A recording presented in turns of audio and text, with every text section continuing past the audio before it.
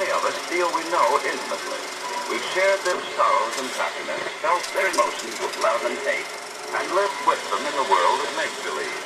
So this feeling of kinship is only natural. Yet actually, we do not know them at all. Now, our town is pretty much like lots of other towns in the USA. It has big homes and little homes, supermarkets and super drugstores, and tiny sweet shops where the kids like to congregate after school. It has service stations and cocktail lounges, and bowling alleys, and schools, and churches, and of course, traffic jams. Most of our people live in San Fernando Valley, or one of the mushrooming housing developments, or an apartment in metropolitan Los Angeles, or Beverly Hills. Some live in Bel Air, or Santa Monica and Malibu by the Blue Pacific. But to the world, the whole area is called Hollywood.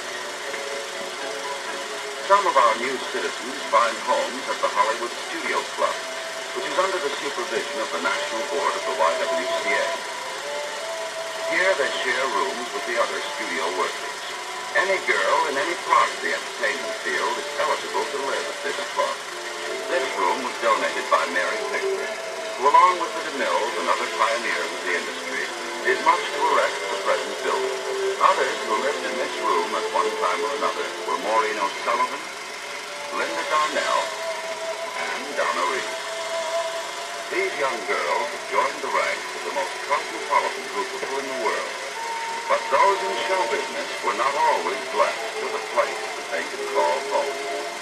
For many centuries, the actor had to earn his living by traveling over the face of the globe as a bard or a minstrel. He was always a wanderer. The early days in this country saw him traveling in carnival and minstrel shows, by stagecoach, later on by train. With rail transportation came the stock companies, vaudeville, and the well-known one-night stand. Living out of suitcases and trunks, from hotel to hotel, the railroad timetable was as important to the actor as his wardrobe or his makeup. But with the coming of motion pictures, the life of the actor changed overnight. As the great production centers were built, a permanent home was given to the acting profession. Here, for the first time in history, the actor was able to live and to work in one place. The curtain fell on 2,000 years of wandering. Now let's see what happened when 8,000 traveling actors settle and take root in one small area and form a community. At present, they are raising some 4,500 children who get just as dirty, whose shoes wear out just as fast, who play just as hard, and who get into just as much mischief as children anywhere in the world. As the actor became rooted in one community, he took on interests other than his profession. This actor had long turned his hobby of miniature planes into a thriving business, and during the war, his expert knowledge was highly valued by the government.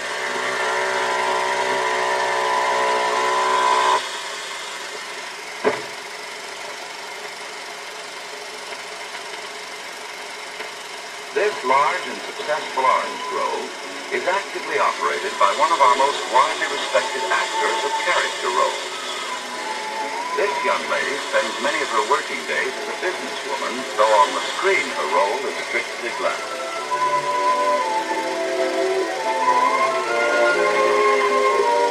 One of the romantic screen stars is an active rancher who really sticks to the job. This screen player balances her life between acting and in managing a shop for small children. Symphony orchestras throughout the nation play the compositions of this veteran star, who not only writes music between picture assignments, but is a competent maker of fine etchings. Western stars not only chase the bad guys and strum their banjos, but this one in private life is an enthusiastic breeder of horses and cattle. This character actor, here engaged in playing the part of a butcher, is also one of the directors of a large family. The gentleman here, who plays many roles on the screen, is also successful as head man of an automobile agency. This well-padded comedian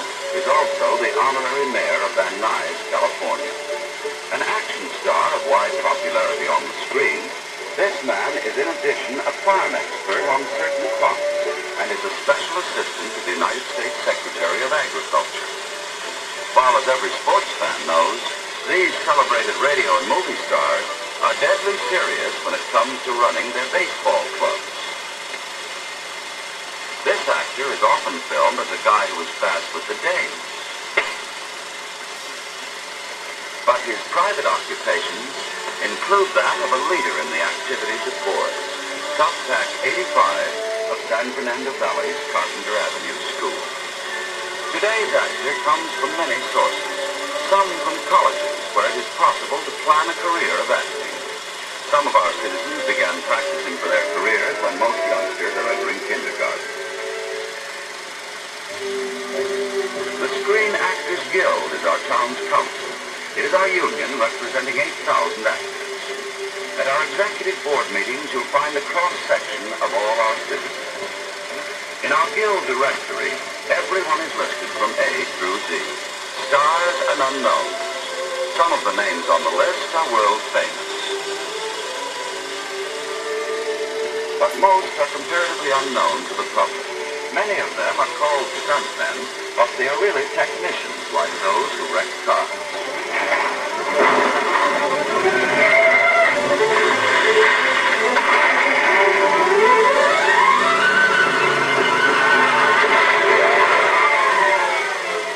Yes, our town is unusual in many ways, for in it you will find the men who portray the roughest, toughest galops this side of the Pecos. The well-dressed men and women who fill royal ballrooms, those who play the parts of section hands, and dancing girls, and potentates, and pugilists, cops, and robbers, the rabble, and the aristocrats. Despite their varied activities, the people in our town are attached to their homes. Maybe it's because so many of them lived out of suitcases before settling down in Hollywood. You're apt to find an actor who used to have 1 pot of geranium on a fire escape off Times Square, now spending hours in his garden. Yes, these are some of the citizens of our community. And believe it or not, nearly all of them go to the movies regularly, for show people love show business. People you've seen many times on the screen, and who beneath the tinsel and the makeup and the glitter are very grateful that modern science has made it possible for them to take root in a bit of American soil. The soil they like to